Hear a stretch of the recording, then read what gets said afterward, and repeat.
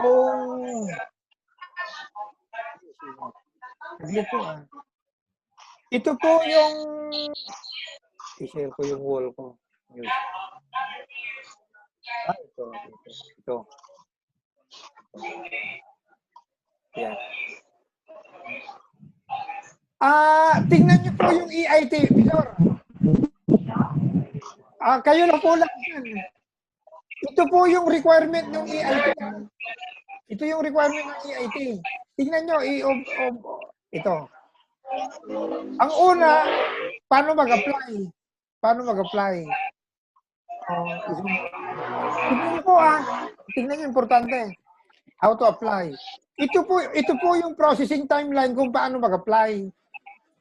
Una, mag-recruit tayo ng mga tao, marami. Pagkatapos nakabuo tayo ng large group. Yan sa area nyo, Batangas, Bataan, Cagayan de Oro, Cebu, Gisan, Abu Dhabi, UAE. Gagawa po tayo ng EIT dito, EIT. Ito ang second step. Mamaya ipakita ko kung paano gagawa ng EIT. Pagkatapos ng EIT, ma-approve lang kayo ng EIT, isubmit natin sa employer, makakakuha tayo ng bulk LMO.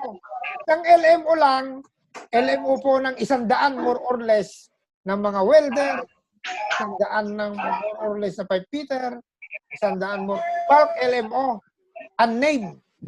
Pagkatapos po ng EIT, LMO, yung job offer letter, pakita ko mamaya sa inyo, yung kontrata, sa contractor.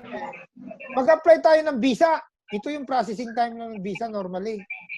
Sa Canadian Embassy, online na ngayon Online hindi na paper-based. Ito. Pag nakabuo na, nandyan yung requirement for visa mamaya.